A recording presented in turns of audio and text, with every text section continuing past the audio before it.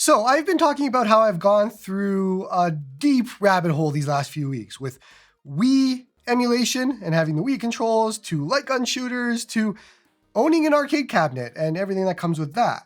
And of course, I got a lot of questions from a lot of you on what am I using? What am I doing? Why did I choose the arcade cabinet that I did? All these sorts of things. And so today's video is going to be everything, all about that. What I'm doing with my arcade cabinet, why I chose it, and everything. So I can give you some ideas on what you might be able to do.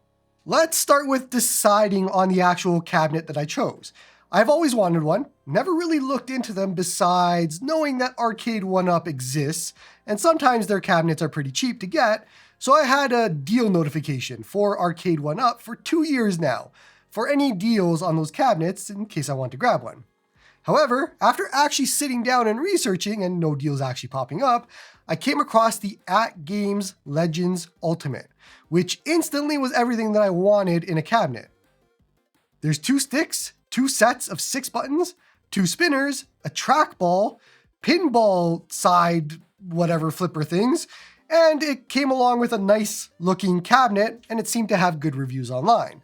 However, the kicker as to why I chose the AtGames Legends Ultimate, besides having all of the right specs, is that it is super easy to use any PC, Android device, whatever with it, as it supports OTG, which we'll talk about in a bit.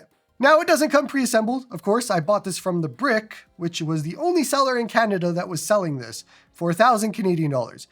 And as long as you've put together IKEA furniture in the past, then putting this together was dirt simple. It's the same thing as putting IKEA furniture together. Just don't have a spouse next to you yelling at you if you're doing things wrong.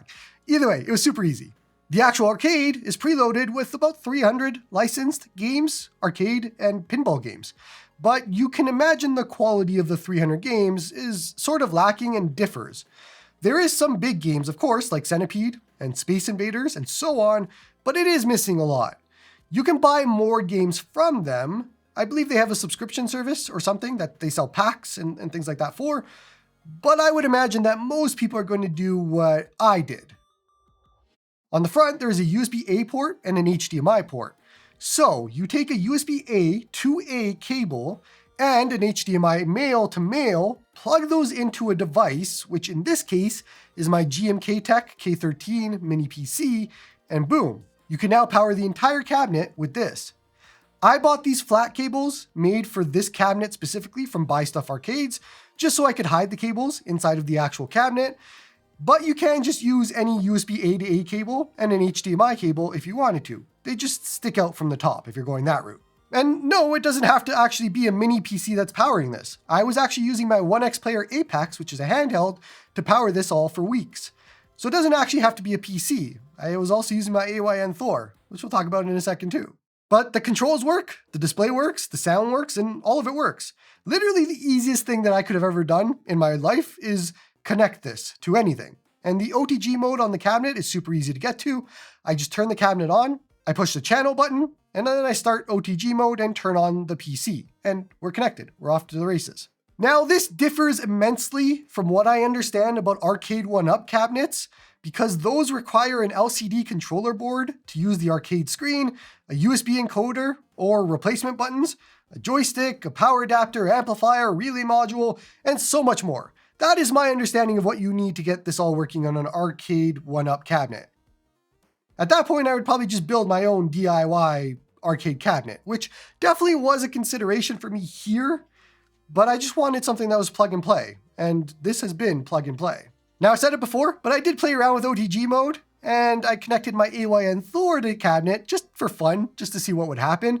And I can't speak to how it would work long term, but it was interesting.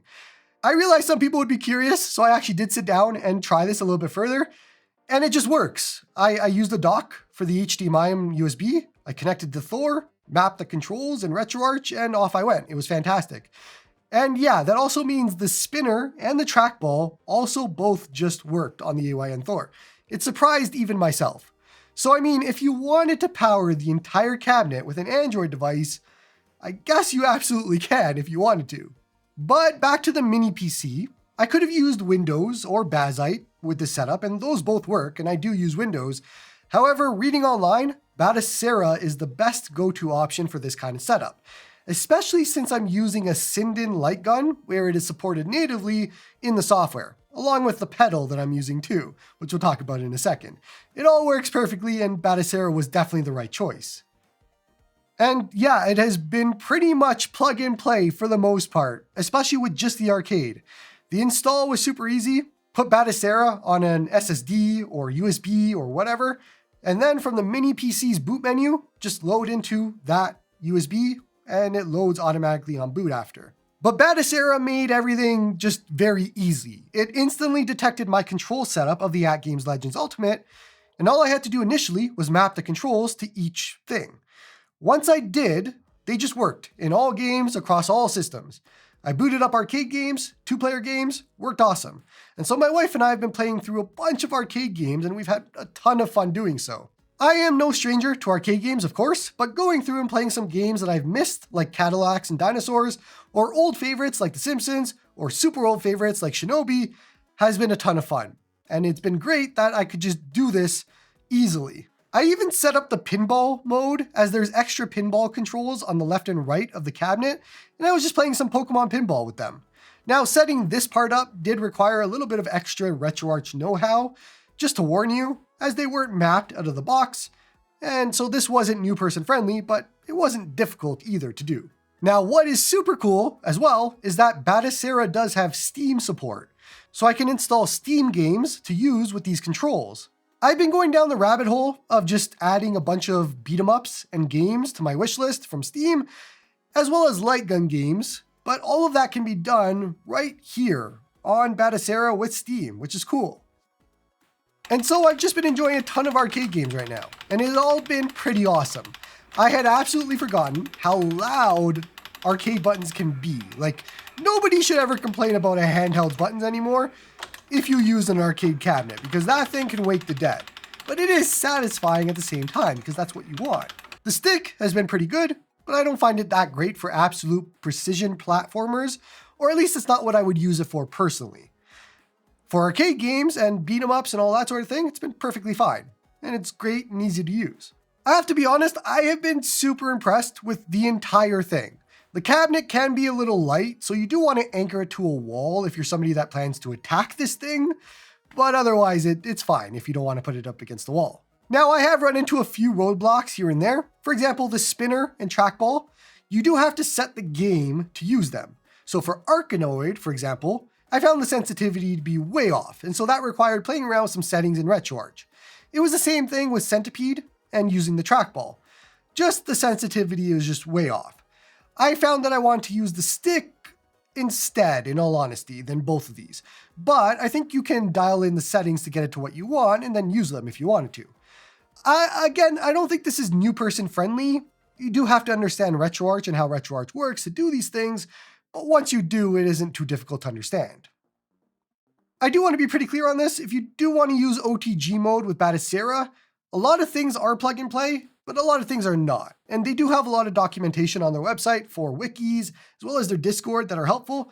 But there are going to be things that you're going to look at and be like, I don't know how to do this. How do I do this? So just keep that in mind. But for the most part, for just getting the sticks, the buttons, start, select, all that stuff to work, that's all out of the box. So that stuff is easy. But this is mostly on me for using things that they don't directly support as well, which we're going to talk about now as far as extra peripherals. Like, for example, using a CRKD guitar, or Rock Band drum set, and microphone, and Taiko Drums, and DJ Hero turntable, and LTEC core pad, and Sinden Lightgun.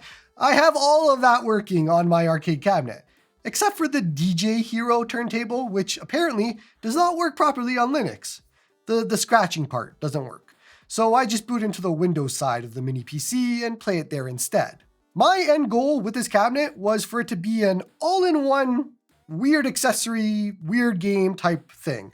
Like, if I want to play arcade games, I want to do it there. If I want to play Guitar Hero games, I want to do it there. Rock Band, Taiko, DDR, Lightgun, all of it. I want to do it all on the arcade.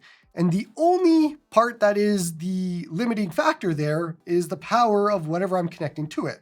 So the mini PC I have, that K13 from GMK Tech, can do PS2, Wii, Steam games easily. It does a lot. I did a review on it. It's really good.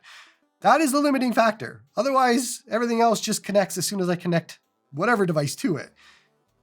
So now we have to get into setting it all up. Because the guitar, the drums, and microphone aren't set up with Batocera currently, so I had a bit of a tough time figuring it all out. My workaround is launching the emulator directly instead of from Emulation Station. And so I map everything inside of the emulator, and then I choose my guitar profile, and then everything just works just fine. But I wouldn't consider any of this to be new person friendly once again, and it did take some work on my end.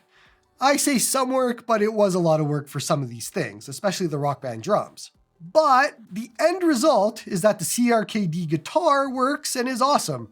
The microphone works and is less awesome because you don't want me singing and you don't want to hear that. The drum set works and is awesome, even though I suck at it, and so on. It was the same result with DDR. I had a cheapo USB one from Amazon that I just had to map, and it worked, and it was easy. Then I returned it because it sucked, and I grabbed a proper LTEC Core DDR pad, and it was the exact same scenario.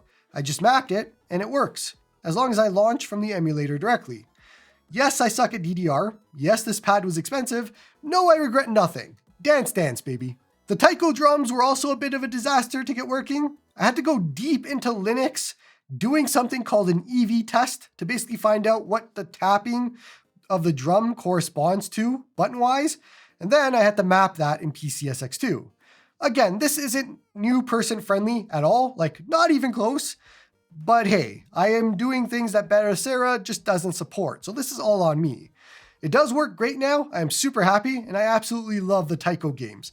Especially as a newcomer to the series, I can't believe I had no idea this existed, and now I'm having the time of my life with it. Lastly, I have my Sinden Lightgun that took forever to ship, and it delayed this video because I wanted it to be in this video. I chose the Sinden because it is the only light gun that is pretty much plug and play with not having to put IR LEDs anywhere.